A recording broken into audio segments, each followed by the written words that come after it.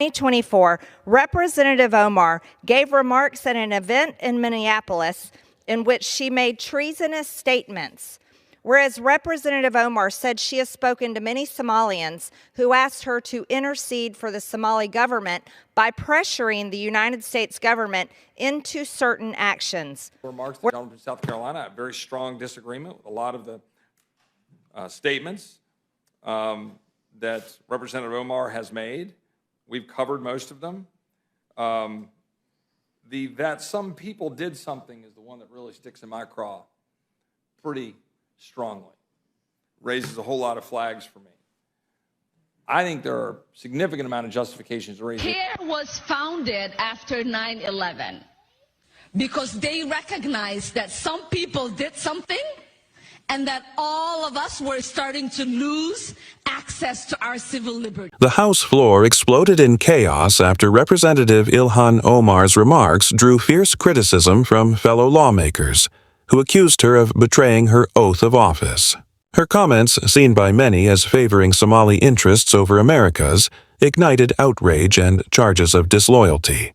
The uproar intensified when South Carolina representatives revisited her infamous "some people did something" comment about 9/11, widely condemned as dismissive of one of America's darkest days. That moment has continued to shadow Omar's career, reigniting debates about patriotism, loyalty, and accountability in Congress. Mr. Speaker, pursuant to Clause 2A.1 of Rule 9, I seek recognition to give notice of my intent to raise a question of the privileges of the House. The form of the resolution is as follows. Recognized. Censuring Representative Ilhan Omar of Minnesota.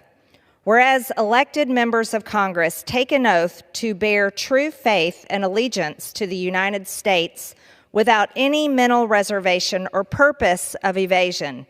Whereas Representative Ilhan Omar took an oath of allegiance to the United States upon becoming a citizen, declaring, "I absolutely and entirely renounce and abjure all allegiance and fidelity to any foreign prince, potentate, state, or sovereignty, of whom or which I have heretofore been a subject or citizen." Tensions hit a boiling point when Marjorie Taylor Greene and Chip Roy took the floor, unleashing one of Congress's most fiery speeches in years. They didn't just dispute Ilhan Omar's views, they portrayed her as a threat to America's core values and security. With intensity and conviction, Greene introduced a formal resolution to censure Omar, accusing her of violating her oath of citizenship and betraying the nation she swore to serve. Citing George Washington's farewell address, Greene warned of pretended patriotism and foreign influence, framing Omar's actions as more than political missteps, as a fundamental breach of American principles. Whereas on January 27, 2024, Representative Omar gave remarks at an event in Minneapolis in which she made treasonous statements. Whereas Representative Omar said she has spoken to many Somalians who asked her to intercede for the Somali government by pressuring the United States government into certain actions. Whereas Representative Omar assured the Somalians she spoke to, the U.S. government will only do what Somalians in the U.S. tell them to do. They will do what we want and nothing else. They must follow our orders, and that is how we will safeguard the interest of Somalia.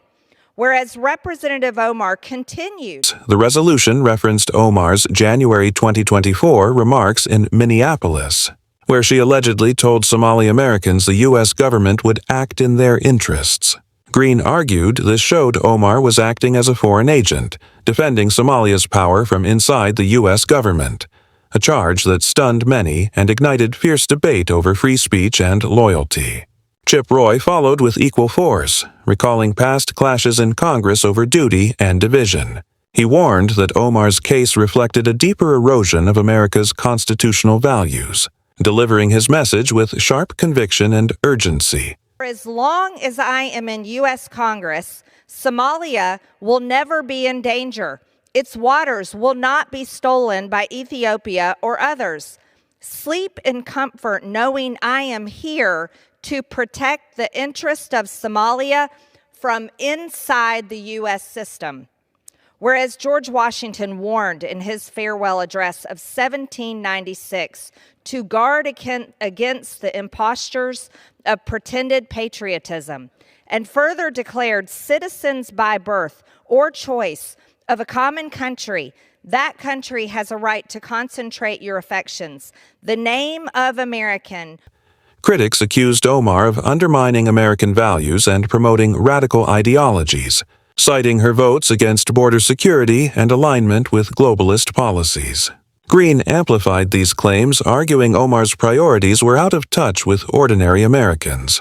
Her fiery remarks struck a chord with conservatives, turning the debate into a rallying cry for America First supporters. Greene and Roy framed the issue as a battle between patriotism and betrayal, urging lawmakers to choose between defending the Constitution or siding with foreign interests.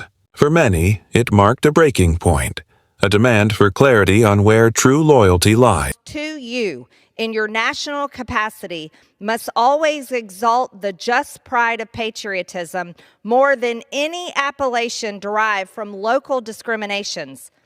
Whereas these statements by Representative Omar clearly violate the oath she took as an elected member of Congress to defend and protect the United States Constitution. Whereas Representative Omar has exhibited the treasonous tendencies George Washington warned about, and her actions must be condemned by all members of Congress who adhere to the oath they took upon assuming office. Outside Washington, Omar's political standing appears more vulnerable than ever.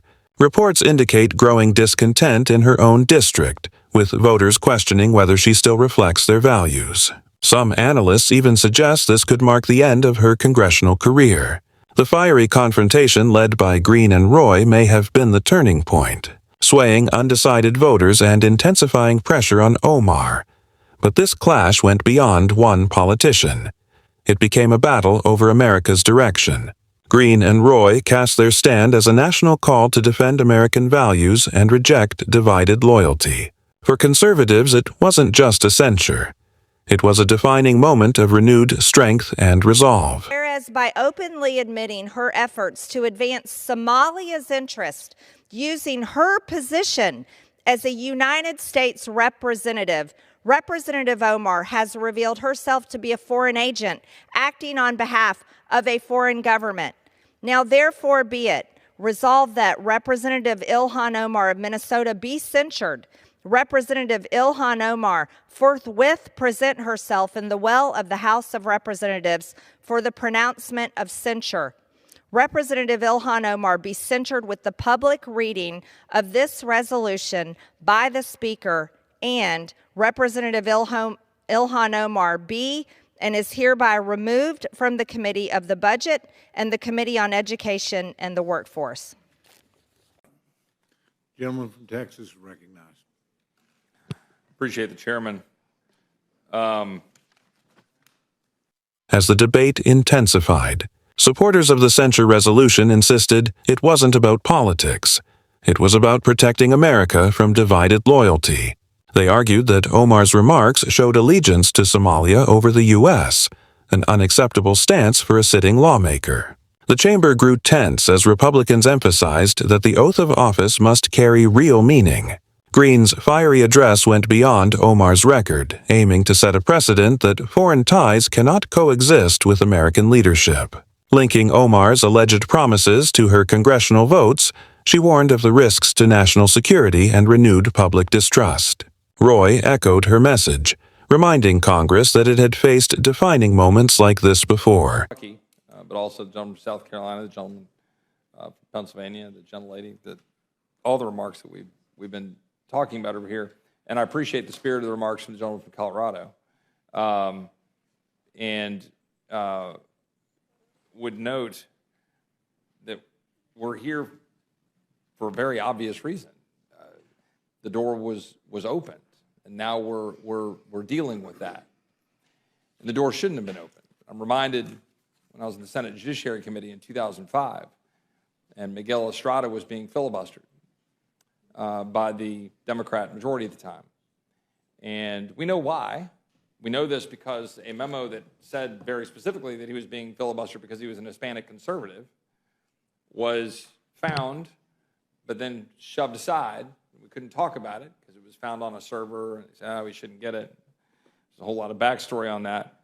But there was a lot of drama around that. There were 7 judges being held up: Priscilla Owen, Janice Rogers Brown, because she's black. That was all happening. We just sweep that aside. And you fast forward, and Bill Frist was being pressured to deploy the nuclear option. Roy pointed to past decisions, like the Senate's use of the nuclear option, as moments that permanently reshaped American politics.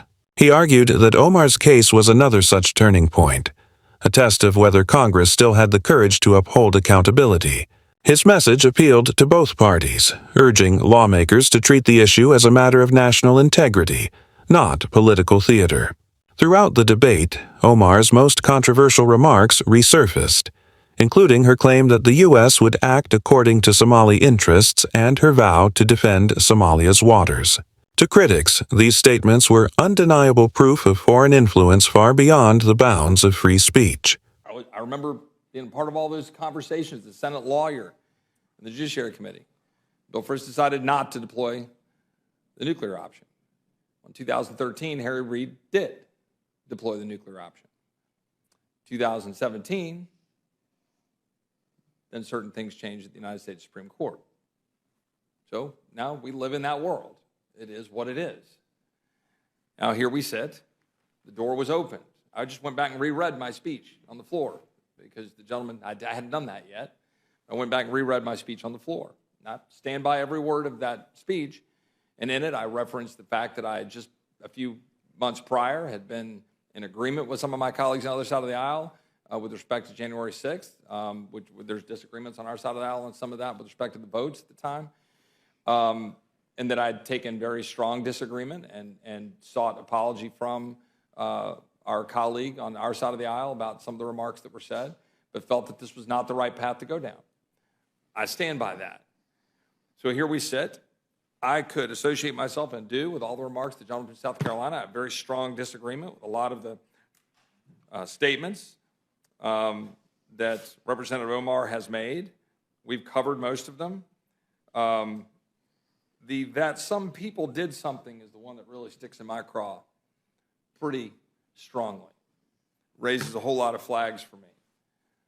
I think there are a significant amount of justification. Greene and Roy argued that Ilhan Omar's controversial remarks weren't accidental. They exposed her true agenda.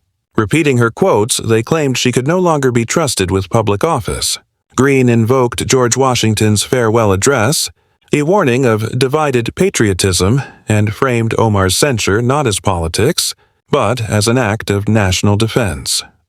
Omar's allies said her words were taken out of context and that censure punished free speech, but Greene and Roy rejected that, calling it a matter of loyalty and integrity. Greene's resolution sought to remove Omar from key committees, arguing her influence posed a risk to U.S. policy. The debate exploded beyond Congress. Conservatives praised it as a defense of American values, while progressives accused Greene and Roy of weaponizing censure for politics. Even some Democrats showed unease. In the end, the clash became a defining moment, one that drew a line between patriotism and divided loyalty, setting a new standard for what it means to serve in Congress.